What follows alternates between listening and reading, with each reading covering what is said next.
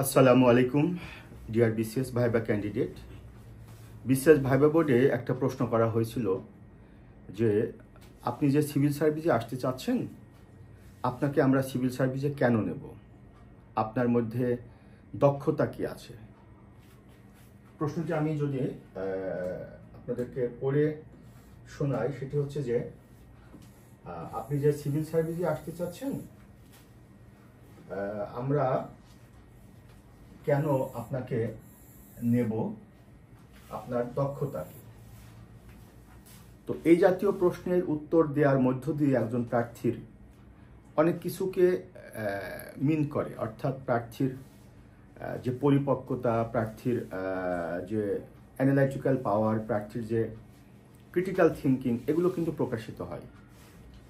এখন দক্ষতা কি আছে আপনার মধ্যে যে আপনাকে আমরা কেন সিভিল সার্ভিসে নেব, এই জাতীয় প্রশ্ন যদি করা হয় আবার কখনো, সেক্ষেত্রে আপনি কি আনসারটি দিবেন। তার আগে যদি আমি একটু আপনাদেরকে বলি যে দক্ষতা অর্থাৎ স্কিল, এই স্কিল বা দক্ষতা কি।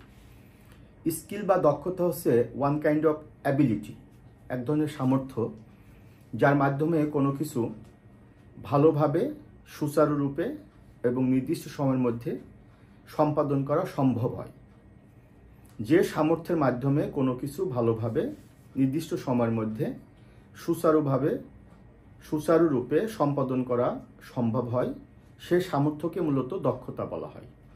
অর্থাৎ সময়, জ্ঞান, অভিজ্ঞতা এবং অন্যান্য ভাবে যদি আপনি নির্দিষ্ট সময়ের মধ্যে আপনার উপরে অর্পিত কোনো দায়িত্ব কিংবা কোনো কর্তব্য কিংবা আপনি যে কাজের সাথে সম্পৃক্ত, সেই কাজটি যদি নির্ভুলভাবে সঠিক সময়ে ভালোভাবে সম্পাদন করতে সক্ষম হন, তাহলে আপনার এই সক্ষমতাই কিন্তু এক ধরনের দক্ষতা। এখন যারা সিভিল সার্ভিস পরীক্ষায় চূড়ান্তভাবে উত্তীর্ণ হয়ে সিভিল সার্ভেন্ট হিসাবে প্রজাতন্ত্রের কর্মে নিযুক্ত হন, তাদের উপর অনেক দায়িত্ব এবং কর্তব্য অর্পিত হয়। বর্তমানে সিভিল সার্ভিসে 26টি ক্যাডার আছে, 26টি ক্যাডারের 26 রকম দায়িত্ব। বিশেষ প্রশাসন ক্যাডার, বিশেষ পুলিশ ক্যাডার, বিশেষ ট্যাক্সেশন ক্যাডার, বিশেষ কাস্টমস অ্যান্ড এক্সাইজ ক্যাডার, বিশেষ ফরেন অ্যাফেয়ার্স ক্যাডার, এরকম বিভিন্ন ক্যাডার আছে। এক একটা ক্যাডারের কর্মকর্তাদের এক এক ধরনের দায়িত্ব এবং কর্তব্য।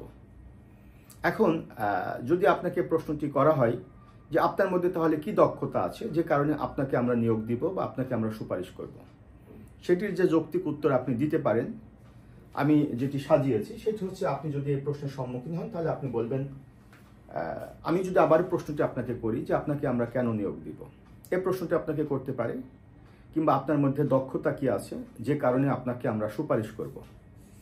অনেক সময় প্রশ্ন করা হয় আপনি এই সার্ভিসে আসলে বা এই ক্যাডারে আসলে আপনি এই ক্যাডারে কি ভ্যালু অ্যাড করবেন। এটি খুব কাছাকাছি একটা উত্তর, এটির সাথে সম্পৃক্ত। এটি নিয়ে আমি পরবর্তীতে আবার একটা ভিডিও আপলোড করব। তো সেক্ষেত্রে যদি প্রশ্নটি হয় যে আপনাকে আমরা সিভিল সার্ভিসে কেন নেব, বা আপনি যে সিভিল সার্ভিসে আসতে চাচ্ছেন, কেন আপনাকে আমরা সুপারিশ করবো, আপনার মধ্যে দক্ষতা কি আছে, সেক্ষেত্রে আপনি যেটা বলতে পারেন যে স্যার, দক্ষতা বলতে আমি মূলত কতগুলো গুণাবলীকে বা সামর্থ্যকে বুঝে থাকি। যেমন নেতৃত্ব দেওয়ার ক্ষমতা বা দক্ষতা বা সামর্থ্য, সঠিক সময়ে এবং কার্যকরী সিদ্ধান্তটি দ্রুত নিতে পারার ক্ষমতা বা দক্ষতা। তাহলে সঠিক সময়ে সঠিক এবং কার্যকরী সিদ্ধান্তটি দ্রুত নিতে পারার ক্ষমতা বা দক্ষতা, মানুষের সাথে যোগাযোগ করার ক্ষমতা বা দক্ষতা, যে কোনো সমস্যাকে গভীরভাবে পর্যবেক্ষণ করে তার সঠিক সমাধান করতে পারার ক্ষমতা বা দক্ষতা, মানুষকে কনভিন্স করার ক্ষমতা বা দক্ষতা, বর্তমান সময়ে যে কোনো পরিস্থিতিকে অনুকূলে আনার ক্ষমতা বা দক্ষতা।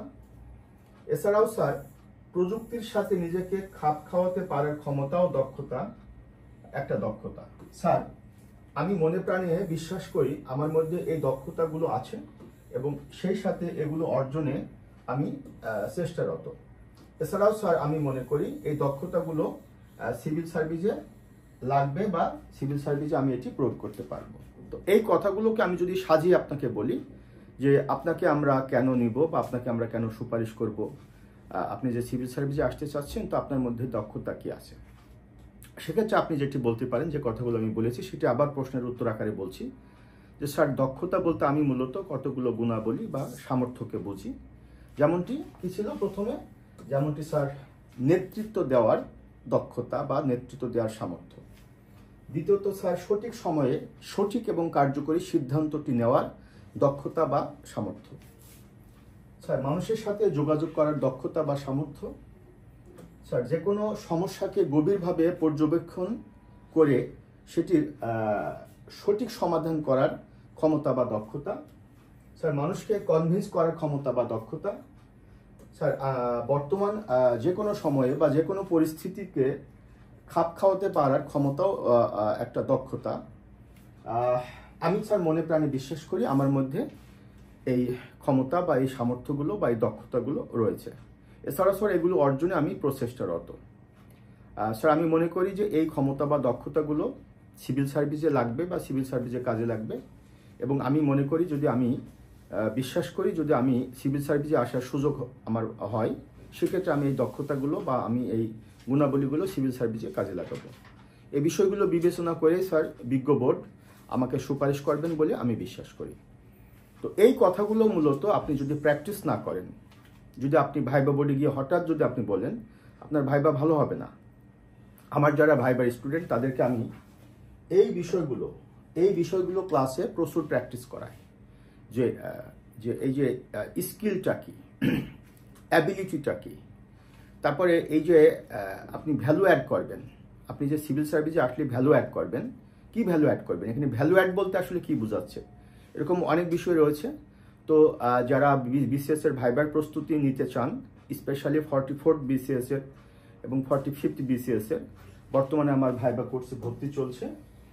এই মুহূর্তে আমি 44th বিসিএস এর 470 জন স্টুডেন্ট, 470 স্টুডেন্ট পড়াচ্ছি। বর্তমানে আমার বিসিএস এর ভাইবা ব্যাচে ভর্তি চলছে। 45তম বিসিএস অ্যাডভান্স করছে এবং 44তম বিসিএস রানিং করছে। যারা আমার ভাইবা কোর্সটি করতেছেন, আমি মূলত অনলাইনে পড়াই। 01712282980 এই নম্বরে আপনারা কমিউনিকেট করতে পারবেন। তো শুধু এই প্রশ্নটি না, এরকম অনেক প্রশ্ন আছে যে প্রশ্নগুলো সাধারণত ভাইবা বোর্ডে করা হয় বা ইদানিং সময় হচ্ছে, যে প্রশ্নগুলো তথ্যমূলক প্রশ্ন না, এই প্রশ্নগুলোর সঠিক এবং যথাযথ উত্তর দেওয়ার মধ্য দিয়ে একজন ভাইবা প্রার্থীর নম্বর অনেকাংশে বাড়ে এবং কমে।